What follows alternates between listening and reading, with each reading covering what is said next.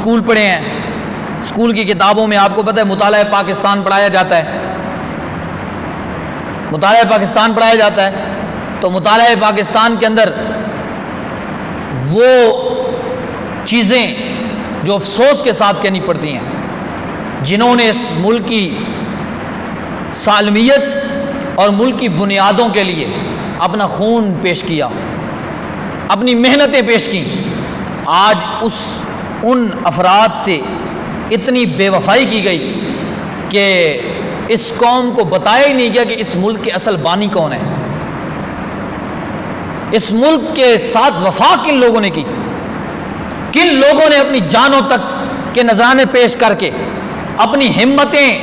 لگا کے کفر کے نظام اور کفر کی آنکھوں میں آنکھیں ڈال کے اس ملک کے حصول کے لیے سر تن کی بازی لگا کے اور خون پسینہ ایک کر کے اس ملک کو حاصل کیا۔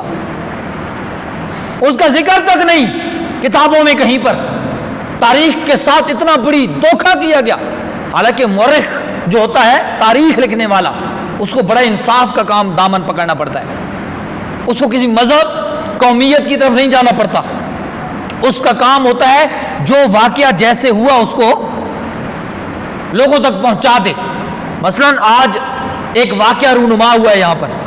تو تاریخ دان کا کام کیا ہے؟ اس واقعے کو جیسے ہوا ویسے،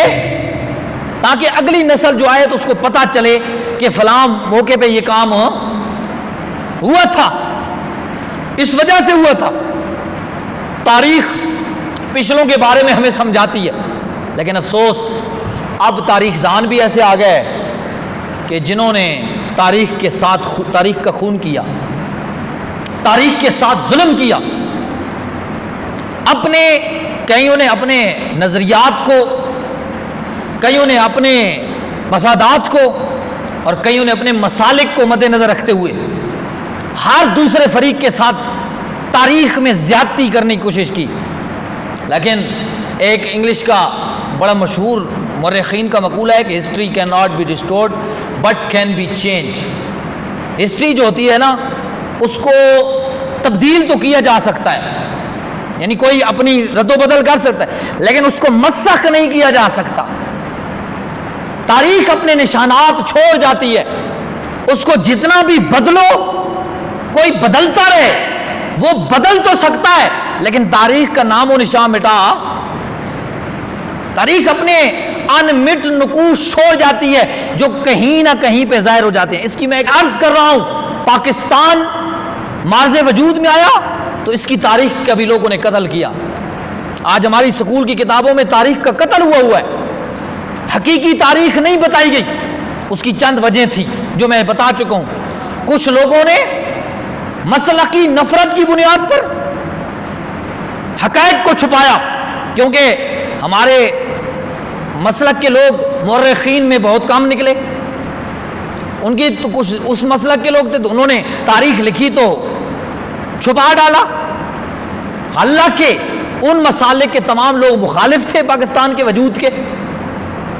چند ایک علم عاشق دو اور بڑے بڑی ان کے آپس میں جھگڑے ہوئے اس ٹائم، یعنی وہ کانگریس کے ساتھ تھے۔ کانگریس اس وقت ہندوؤں کی نمائندہ جماعت تھی اور ہندوستان میں سب سے پہلے اسی نے سر اٹھایا ہوا تھا۔ تو اب کچھ لوگ ایسے تھے کہ جو سیکولر اور لبرل، جنہوں نے تاریخ کے ساتھ زیادتی اس وجہ سے کی کہ اگر تاریخ کے صفحات میں پاکستان کی بنیادوں میں ہم نے علماء اور صوفیاء کا نام لکھا تو یہ قوم سمجھے گی کہ اصل محسن تو پاکستان کے علماء تھے، صوفیاء تھے، اولیاء تھے، اصل تو محنتیں ان کی تھیں۔ پھر لوگوں کو پاکستان بننے کا جو مقصد ہے وہ سمجھ آ جائے گا کہ پاکستان بنا کس لیے، تو پھر ہماری جو دال روٹی کے چکر ہیں یہ سارے ختم ہو جائیں گے۔ ہماری جو اس لوگوں کو لسانیت، قومیت، پتہ نہیں کس کس بنیاد پر ہم جھگڑا رہے ہیں، یہ سارے جھگڑے ختم ہو جائیں گے تو ہماری حکومت چلی جائے گی۔ اور یہ انگریز نے ان کو فارمولہ دیا ہے سیکولر اور لبرل لوگوں کو، بڑی غور سے سننا ہے، کم از کم آپ نوجوان بیٹھے ہیں، یہ میں آج آپ کو تاریخ دے رہا ہوں، اور تاریخ میں ایسی دے رہا ہوں کہ جس کے اوپر ثبوت موجود ہیں۔ بنی بنائی تاریخ نہیں ہے جس طرح ان لوگوں نے زیادتیاں کر کے تاریخ کے ساتھ. اس کو آپ نے سینے میں محفوظ کرنا ہے اور ہم نے سینہ بسینہ اپنی اولادوں میں منتقل کرنی ہے. اور آج کے 14 اگست کے دن